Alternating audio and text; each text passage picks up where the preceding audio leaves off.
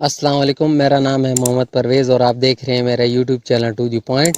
پاکستان کا پچھلے سال کا بجٹ تقریباً $50 ارب تھا، جس میں $33 ارب ٹیکس کی مد میں اور دیگر ذرائع سے حاصل کیا گیا، جبکہ باقی کی رقم خسارہ تھی جسے قرضوں سے پورا کیا گیا۔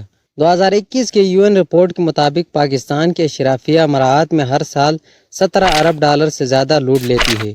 گویا آپ کی کل آمدن $33 ارب کا آدھے سے بھی زیادہ حصہ اشرافیہ ٹھوستی ہے، جس سے خسارہ بڑھتا ہے اور قرضوں کی ادائیگی کے لیے مزید قرض حاصل کرنے پڑتے ہیں۔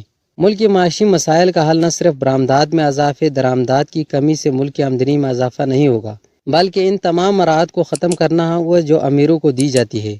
ان سب کے علاوہ ہر طرح کے کاروبار اور ملازمت پر ڈائریکٹ ٹیکس لگانا ہوگا، نہ کہ بجلی، پٹرول، گیس اور دیگر ضرورت زندگی کی اشیاء پر اضافی ٹیکس بڑھا کر غریب کی کمر توڑنا ہے۔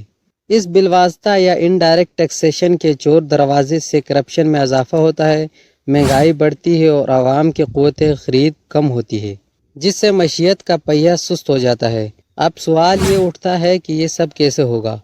حکومت کو کاروباری سہولیات میں اضافہ کرنا ہوگا، کاروبار ماحول کو تحفظ اور اعتماد بحال کرنا ہوگا، عالمی منڈیوں میں پاکستان کی مصنوعات کی رسائی کے لیے بہتر خارجہ تعلقات قائم کرنے ہوں گے، سیاسی استحکام یقینی بنانا ہوگا، ملک میں امن و امان کی صورتحال بہتر کرنی ہوگی، تعلیمی نظام بہتر کرنا ہوگا، ٹیکنالوجی کے استعمال سے بینکاری اور دیگر معاشی معلومات میں شفافیت لانی ہوگی، تب جا کر باہر کا سرمایہ دار پاکستان میں سرمایہ لگائے گا۔ صنعتوں کی ترقی کے لیے بجلی سستی کرنی ہوگی، تعلیمی اداروں میں ان کورسز کو لاگو کرنا ہوگا جن کی ملک کو سخت ضرورت ہے، پاکستان کا دنیا بھر میں امیج بہتر کرنا ہوگا، بیرون ملک پاکستانیوں کو اعتماد میں لا کر زرعی مبادلہ کے ذخائر کو بڑھانا ہوگا، پاکستان کی معیشت زراعت اور ٹیکسٹائل کے علاوہ سروس سیکٹر میں بھی بہتر کرنا ہوگا، جیسا کہ آرٹیفیشل انٹیلیجنس AI کی سروسز، سیاحت کی سروس، ملٹی نیشنل کمپنیوں کے لیے سستے اور ہنرمند لیبر کی سروس وغیرہ۔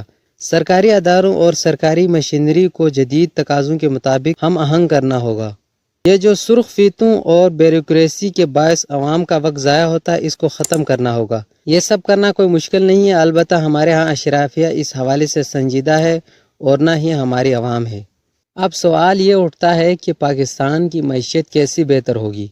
اس کا حل توپوں کے بجائے انسانوں پر خرچ کرنا ہوگا، صنعت کو فروغ دینا ہوگا، روزگار کے مواقع فراہم کرنا ہوگا، مثبت ترقیاتی منصوبے تشکیل دینا اور معیشت کو مضبوط کرنے کے لیے اسکلڈ لیبر تیار کرنا ہے، اور سب سے اہم سائنس اور ٹیکنالوجی میں پیش رفت کرنا ہوگا۔ ویسے یہ کتنی عجیب بات ہے کہ وسائل ہونے کے باوجود آج ہم مقروض ہیں۔ ایک ملک دہائیوں سے قرض پر چل رہا ہے۔ کبھی یہ سوچا کہ ہم مقروض کیوں ہیں؟ کیا وجہ ہے کہ 25 کروڑ کی آبادی کا ملک آج تک خود کفیل نہیں ہو سکا، اپنے پاؤں پر کھڑا نہیں ہو سکا؟ کیا ہمارے ہاں وسائل نہیں ہیں، لوگ نہیں ہیں، دماغ نہیں ہیں؟ سب ہے، مگر اس کا استعمال نہیں ہے۔ ہم دراصل 77 برس سے ایک تجربہ گاہ بنے ہوئے ہیں جس پر طرح طرح کے تجربات کیے جا رہے ہیں۔ ہماری اشرافیہ کہاں سے آتی ہے؟ آسمان سے تو نہیں آتی، وہ بھی تو ہم ہی میں سے لوگ ہیں۔ ایک بڑے عہدے پر بیٹھا ہوا آفیسر بھی مڈل طبقے سے ہو کر اوپر آیا ہوگا۔ کیوں ایسا ہے کہ عہدہ یا طاقت ملتے ہی مزاج بدل جاتے ہیں، ذاتی مفاد پر انفرادی مفاد حاوی ہو جاتے ہیں؟ اور کیوں سب کو پتہ ہے کہ طاقت اس لیے حاصل کرنی ہے کہ پیسہ ملے اور اختیارات ملے؟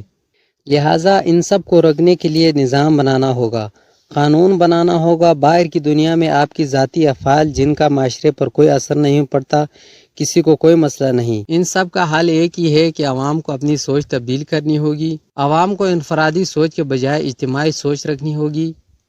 عوام کو چاہیے کہ وہ ان شخصیات کو سلیکٹ کریں یا ان شخصیات کو ووٹ دیں جو ایوان میں جا کر آپ کی صحیح معنوں میں نمائندگی کریں۔ اللہ تعالی ہم سب کا حامی و ناصر ہو۔ ملتے ہیں نیکسٹ ویڈیو میں، اپنا خیال رکھیے گا۔ اللہ حافظ۔